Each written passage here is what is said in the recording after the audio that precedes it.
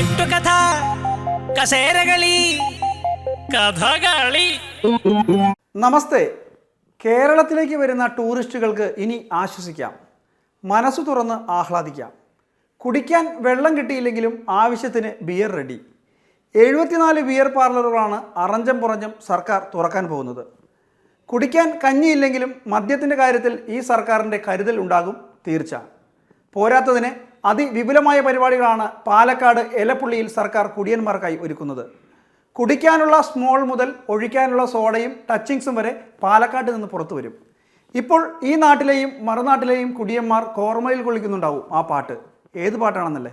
നന്മയുള്ള ലോകമേ കാത്തിരുന്നൊന്ന് കാണുക. സ്വാഗതം കഥകളിയുടെ പുതിയൊരു അധ്യായത്തിലേക്ക്. കെട്ടുകഥ കസേരകളി കഥകളി. ശരിക്കും എന്താണ് പാലക്കാട് എലപ്പുള്ളി പഞ്ചായത്തിലെ പ്രശ്നം? എലപ്പുള്ളിയിൽ ബ്രൂവറി തുടങ്ങാൻ സർക്കാർ അനുമതി നൽകിയത് ടെൻഡർ വിളിക്കാതെയാണെന്നും ഇതിൽ വലിയ അഴിമതി ഉണ്ടെന്നുമാണ് പ്രതിപക്ഷത്തിൻ്റെ ആരോപണം. എന്നാൽ മദ്യപാനികൾക്ക് വേണ്ടി ഞങ്ങൾ ടെൻഡർ പോലും വിളിക്കാതെ ഫാക്ടറി കൊണ്ടുവരുമെന്ന പിടിവാശിയിലാണ് സർക്കാർ.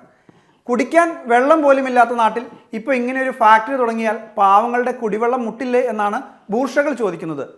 കുടിവെള്ളം മുട്ടിയാൽ എന്താ, കുടിയന്മാർ ഹാപ്പിയാകുമല്ലോ, അത് മതി സർക്കാരിനെ. പുതുശ്ശേരി പഞ്ചായത്തിന്റെ തൊട്ടടുത്തുള്ള എലപ്പുള്ളി പഞ്ചായത്തിലെ 26 ഏക്കർ സ്ഥലത്താണ് ഇത്തരത്തിലൊരു ഫാക്ടറി തുടങ്ങാനുള്ള ശ്രമം എന്നാണ് അറിയാൻ കഴിഞ്ഞത്.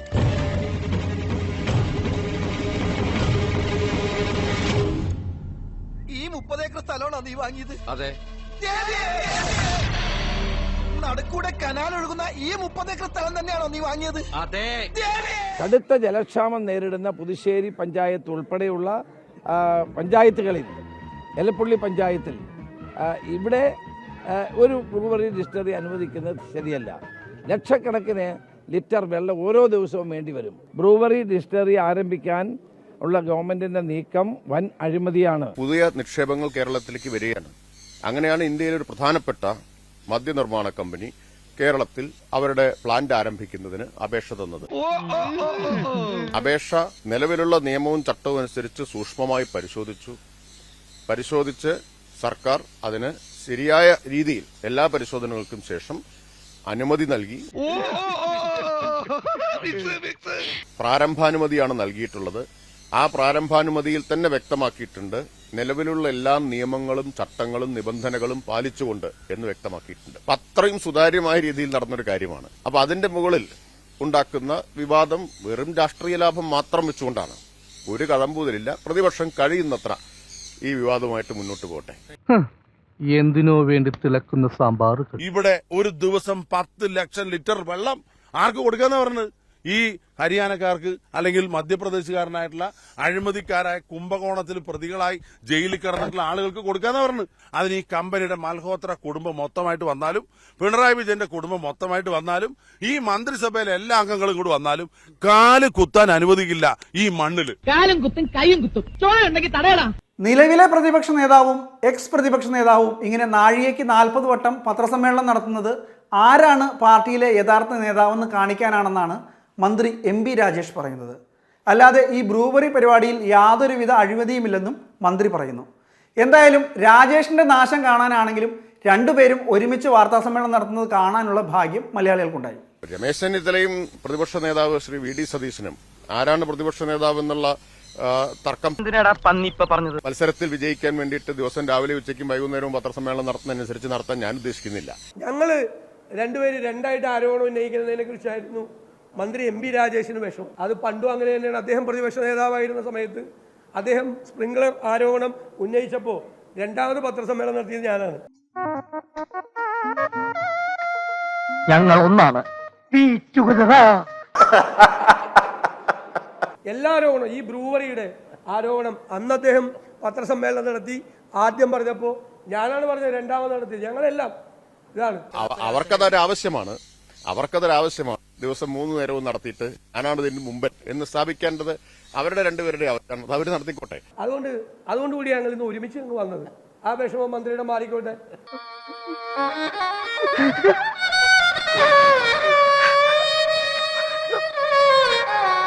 കുടിക്കാൻ വെള്ളമില്ലെങ്കിൽ മഴവെള്ളം സംഭരിച്ച് കുടിയന്മാർക്കുള്ള ഫാക്ടറിയുമായി മുന്നോട്ട് പോകുമെന്നാണ് ഗോവിന്ദൻ മാഷ് പറയുന്നത്.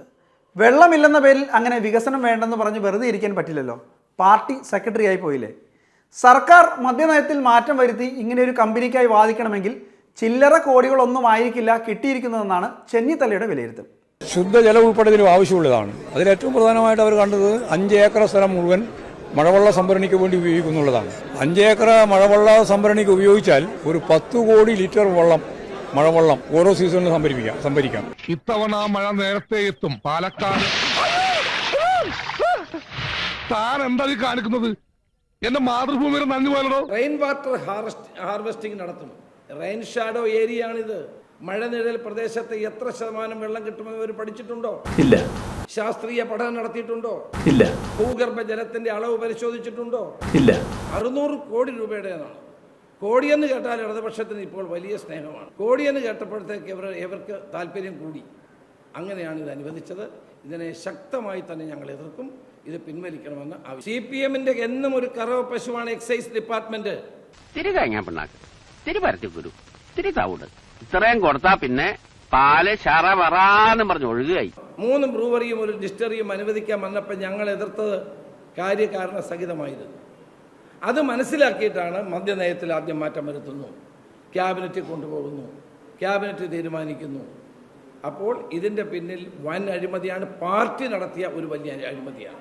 അത് സംബന്ധിച്ച് ഗവൺമെന്റ് 2 വർഷക്കാലത്തെ അതിന്റെ മദ്യനയം വ്യക്തമായി ജനങ്ങളോട് വിശദീകരിച്ചിട്ടുണ്ട്. കേരളത്തെ മദ്യവിമുക്തമാക്കാൻ പ്രതിജ്ഞാബദ്ധരാണ് LDF മുന്നണി. ആ മദ്യനയത്തിൽ പറഞ്ഞത് യഥാർത്ഥത്തിൽ കേരളത്തിൽ ആകെ വേണ്ട ഇന്ത്യൻ നിർമ്മിത വിദേശ മദ്യം, അതുപോലെ തന്നെ ബിയർ, ഇതിലാണ് പ്രധാനമായിട്ട് നമ്മുടെ മുമ്പിലുള്ളത്. ഇതെല്ലാം ഇവിടെ തന്നെ ഉൽപ്പാദിപ്പിക്കും.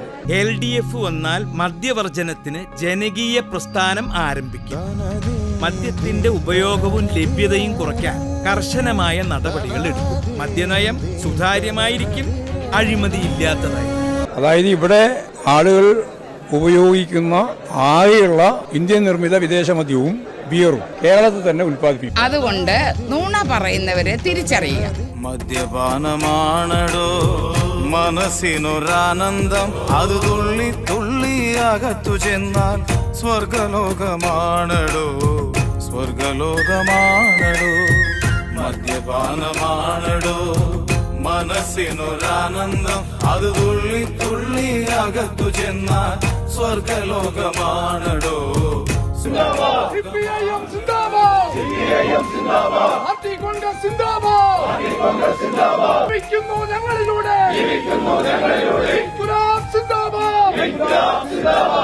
വേറെ എന്തൊക്കെ പറഞ്ഞാലും ഓയാസിസ് കമ്പനിയെ പറഞ്ഞാൽ അത് CPM-നും ഗോവിന്ദ മാഷിനും സഹിക്കാൻ പറ്റില്ല. ഇപ്പൊ പാർട്ടി പഴയ പാർട്ടിയല്ല. കാശുള്ളവനെ എങ്ങനെ ബഹുമാനിക്കണമെന്നും എന്തായിരിക്കണം ഒരാളെ ബൂർഷിയായി കണക്കാക്കുമ്പോൾ സ്വീകരിക്കേണ്ട നിലപാടെന്നും മാഷിന് നന്നായിട്ടറിയാം. പിന്നെ പ്രതിപക്ഷം ഇങ്ങനെ ടെൻഡറിൽ കടിച്ചു തൂങ്ങാൻ ഈ UDF-ന്റെ കാലത്തും ഈ ടെൻഡർ പരിപാടിയൊന്നും മാഷ് കണ്ടിട്ടില്ല കേട്ടോ. ഓയാസിസിന് എന്താണ് എന്നുള്ളതാണ് പ്രത്യേകത എന്നാണ് ചോദിക്കുന്നത്. അവരാണ് ഈ സ്ഥലവും അതുപോലെ തന്നെ അതിന്റെ പ്രൊജക്ട് മുഴുവൻ കേരള ഗവൺമെന്റിന് സമർപ്പിച്ച് ഞങ്ങൾ തയ്യാറാണ് എന്ന കാര്യം എല്ലാ തരത്തിലുള്ള നിയമം അടിസ്ഥാനപ്പെടുത്തിക്കൊണ്ട് ഞങ്ങൾ ഇതെല്ലാം പ്രവർത്തിക്കാൻ തയ്യാറാണ് എന്ന് പറയുകയും അതിന് ടെൻഡർ വിളിക്കണ്ടേ? മറ്റ് കമ്പനികളുണ്ടോ എന്ന് അറിയണ്ടേ? ഈ കമ്പനിയെ മാത്രം എങ്ങനെ തെരഞ്ഞെടുത്തു? കള്ളും ചാരായവും റേഷൻ കട വഴി വിതരണം ചെയ്യാനുള്ള ഒരു പരിപാടി ഞാൻ ആസൂത്രണം ചെയ്തുകൊണ്ടിരിക്കുകയാണ്. അതുകൊണ്ട് കള്ളിന്റെ കാര്യത്തിന് വില പറയോ സഖാവേ? സാധാരണക്കാരന് തൊഴിൽ വേണം. തൊഴിലും കഴിഞ്ഞു വന്നാൽ ലേവിഷായി കുടിക്കണം. ഇവിടെ കേരള ഗവൺമെന്റിന്റെ അംഗീകാരത്തോടുകൂടി പ്രവർത്തിക്കുന്ന 8 ഡിസ്റ്റിലറി ഉണ്ട്, 8 എണ്ണം. അതേപോലെ ബ്ലൻഡിംഗ് യൂണിറ്റുകൾ 10 എണ്ണം ഉണ്ട്. പിന്നെ 2 ബ്രൂവറി ഉണ്ട്. ഇത് UDF-ന്റെയും LDF-ന്റെയും കാലത്താകെ കേരളത്തിൽ സ്ഥാപിച്ചതാണ്. ഒന്നും ടെൻഡർ അടിസ്ഥാനപ്പെടുത്തി വിളിച്ചതല്ല. UDF-ന്റെ കാലത്തുമല്ല, LDF-ന്റെ കാലത്തുമല്ല. നിനക്ക് മാപ്പില്ല കുറുപ്പേ, നീ എന്നെ ചതിച്ചു, ഈ നാട്ടുകാരെ മുഴുവൻ ചതിച്ചു. ആരോരും അറിയാതെ ഈ കമ്പനിയെ മാത്രം വിളിച്ച് അവർക്ക് ഉത്തരവ് കൊടുക്കുകയാണ് ചെയ്തത്. നേരത്തെ ഇത് തന്നെയാണ് ചെയ്തത്. ഞാൻ 3-4 ഡിസ്റ്ററീസിന്റെ പേര് പറഞ്ഞല്ലോ. നിലവിൽ പോലും ഇല്ലാത്ത കമ്പനികളെ കടലാസിൽ അപേക്ഷ വാങ്ങി അവർ ഓർഡർ കൊടുക്കുകയാണ് ചെയ്തത്. അന്നത് പിൻവലിക്കേണ്ടി വന്നില്ലേ? അതുപോലെ ഇതും പിൻവലിക്കേണ്ടി വരും. കേരളത്തിലെ ജനങ്ങളുടെ രോഷത്തിന്റെ മുമ്പിൽ ഈ സർക്കാരിനെ പിൻവലിക്കേണ്ടി വരും. നിങ്ങൾക്ക് എല്ലാ വിവരങ്ങളും ഉണ്ടാവും, എനിക്ക് ആ വിവരം. മുഖ്യമന്ത്രിയോട് പറയാണ്, എക്സൈസ് വകുപ്പ് മന്ത്രിയോട് പറഞ്ഞിട്ട് ഒരു കാര്യമില്ല, അദ്ദേഹം പാർട്ടിയുടെ അടിമയാണ്. അവനെ അനുസരിപ്പിക്കാൻ ഈ ചെറുവിരൽ മതി. അപ്പോ ഞങ്ങൾക്ക് ഈ വിവരം പറഞ്ഞു തന്നത് ആരറിയോ? മാർക്സിസ്റ്റ് പാർട്ടിക്കാരായ നേതാക്കന്മാരാ. അദ്ദേഹവും അദ്ദേഹത്തിന്റെ അളിയനൊക്കെ കൂടിയിട്ട് വലിയൊരു കച്ചവടം നടത്തിയിട്ടാ ഞങ്ങളെ വിളിച്ചു പറയുന്നത്. ആരാ പറയണറിയോ? ഇത് രമേശ് ചെന്നിത്തലയും വി ഡി സതീശനല്ല, സ്വന്തം പാർട്ടിയിലെ ജില്ലാ കമ്മിറ്റിയിലെ സംസ്ഥാന നേതാക്കന്മാരാ പറഞ്ഞത്. ആര് എം പി രാജേഷ് ഇതിൽ കൊടിയ അഴിമതി കാട്ടിയിട്ട് നിങ്ങൾ വിടരുത്. ആരാ പറയുന്നറിയോ? CPM-കാരാ. ഞാൻ എല്ലാവരുടെയും കാല് പിടിക്കുകയും നെഞ്ചത്തടിച്ച് കരയും ചെയ്താൽ മനുഷ്യത്വത്തിന്റെ പേരിൽ മനസ്സലിഞ്ഞ് ഇവിടുന്ന് പോവോ? ബഹുമാനപ്പെട്ട പ്രതിപക്ഷ നേതാവും ബഹുമാനപ്പെട്ട മുൻ പ്രതിപക്ഷ നേതാവും മത്സരിച്ച് ഉന്നയിച്ചുകൊണ്ടിരിക്കുന്ന ആരോപണങ്ങൾ രാഷ്ട്രീയ ലക്ഷ്യത്തോടെയുള്ളതാണ്. അതോടെ രാഷ്ട്രീയ ലക്ഷ്യത്തോടെ മാത്രമുള്ളതാണ് എന്ന് മാത്രമല്ല, അത് കോൺഗ്രസിനകത്ത് മേൽക്കൈ ഉണ്ടാക്കിയെടുക്കാൻ വേണ്ടിയിട്ടുള്ള ശ്രമത്തിന്റെ കൂടി ഭാഗമാണ്. യാതൊരു കഴമ്പും രണ്ടുപേരും ഉന്നയിക്കുന്ന ആക്ഷേപങ്ങളിലും ആരോപണങ്ങളിലുമില്ല. പിന്നെ കോൺഗ്രസിനെ വിഭാഗീയത നിങ്ങൾ പഠിപ്പിക്കേണ്ട. അതാണ് ഈ വിഭാഗീയത കോൺഗ്രസിനെ പഠിപ്പിക്കാൻ നോക്കണ്ട, അത് കണ്ടുപിടിച്ചത് തന്നെ നമ്മളാണ്. മദ്യ കമ്പനി അതെങ്ങനെയാ? മൾട്ടി ലെവലാണ്. ചാരായം മാത്രം ഉണ്ടാക്കാത്തുള്ളൂ, ബിയർ ഉണ്ടാക്കുന്നുണ്ട്, ബ്രാൻഡി ഉണ്ടാക്കുന്നുണ്ട്, സ്പിരിറ്റ് ഉണ്ടാക്കുന്നുണ്ട്. ഇനി എന്തൊക്കെ വേണോ അതൊക്കെ ഇവിടെ ഉണ്ടാക്കുന്നതാണ്. എം പി രാജേഷ് പറഞ്ഞു ഉണ്ടാക്കും.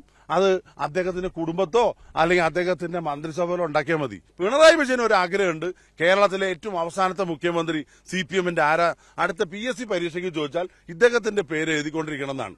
പിണറായി വിജയൻ കേരളത്തില് നല്ല VIP-കളെ ജയിലിലേക്ക് കൊണ്ടുവരണം. ജയിൽ അദ്ദേഹത്തിന് അന്യമല്ല, ഇന്നല്ലെങ്കിൽ നാളെ അദ്ദേഹം ഇവിടെ വരേണ്ട ആളാണ്. അതിനുവേണ്ടിയാണ് ജയിലൊക്കെ ഇവര് ഏറ്റവും നന്നായിട്ട് നവീകരിച്ചിരിക്കുന്നത്. ഈ ജയിൽ നവീകരിച്ച എന്താ? ശിഷ്ടകാലം ജയിലിലേക്ക് പോണ്ടി വരുന്ന അറിഞ്ഞുകൊണ്ടാണ്. അതുകൊണ്ട് മുഖ്യമന്ത്രി പിണറായി വിജയനും കൂടെ MP രാജേഷും ഈ ഒരു ബ്രൂവറീസിന്റെ പേരിൽ മിക്കവാറും കോടികൾ അമർത്തിയ കേസ് കണ്ടുപിടിച്ചാൽ അവരുടെ ശിഷ്ടകാലം ജയിലിലായിരിക്കും. വീണ്ടും കാണാം. ഇവിടെ വെച്ചല്ല, സെൻട്രൽ ജയിൽ വെച്ച്. Good bye. പക്ഷെ ഒരു കാര്യത്തിന് ഇപ്പോ പറയാതിരിക്കാൻ പറ്റില്ല. പ്രതിപക്ഷ നേതാവ് ഒരു ചോദ്യം ചോദിക്കുകയുണ്ടായി, എത്ര കിട്ടിയെന്ന് എക്സൈസ് മന്ത്രി പറയണം എന്നാണ്. അതൊരു കോൺഗ്രസുകാരന്റെ വളരെ സ്വാഭാവികമായിട്ടുള്ള ചിന്തയാണ്. അതാണ് അദ്ദേഹം സത്യസന്ധമായിട്ടുള്ളിൽ നിന്ന് പുറത്തു വന്ന കാര്യം. കാരണം എന്തെങ്കിലും കിട്ടാതെ ഇങ്ങനൊരു കാര്യം നടത്തുന്നതിനെ കുറിച്ച് കോൺഗ്രസുകാർക്ക് ചിന്തിക്കാൻ പറ്റില്ല. എല്ലാ പഞ്ചായത്തിലും ഒരു ബാറ് എന്ന മുദ്രാവാക്യം ശാശ്വതമാക്കാൻ വേണ്ടി എക്സൈസ് മന്ത്രിയും മുഖ്യമന്ത്രിയും പ്രവർത്തിക്കുന്ന ഒരു നാടായി നമ്മുടെ കേരള സംസ്ഥാനം അധപ്പതിച്ചിരിക്കുകയാണ്. MP രാജേഷ് വാങ്ങിയ പണം തിരികെ കൊടുക്കുന്നതായിരിക്കും കുറെ കൂടി നല്ലത്. കുറച്ചൊക്കെ ചെലവായിട്ടുണ്ടാകാം, അത് നിങ്ങൾ തമ്മിൽ തീർത്താൽ മതി. ബാക്കി പണം ആ കമ്പനിക്ക് തിരികെ കൊടുത്തിട്ട് ഏറ്റവും മാന്യമായി കേരളത്തോട് മാപ്പ് പറഞ്ഞ ഈ അഴിമതിക്ക് എതിരായി പ്രോസിക്യൂഷന് വിധേയനായി അദ്ദേഹം മാറി നിൽക്കുന്നില്ലാത്ത പക്ഷം അതിശക്തമായ സമര പരിപാടികളുമായി യൂത്ത് കോൺഗ്രസ് മുന്നോട്ട് പോകും. മദ്യപാനമാണടോ മനസ്സിനൊരാനന്ദം, അത് തുള്ളി തുള്ളി അകത്തു ചെന്നാൽ സ്വർഗലോകമാണടോ, സ്വർഗലോകമാണടോ. മദ്യപാനമാണടോ മനസ്സിനൊരാനന്ദം, അത് തുള്ളി തുള്ളി അകത്തു ചെന്നാൽ സ്വർഗലോകമാണടോ, സ്വർഗലോകമാണടോ. കഥകളി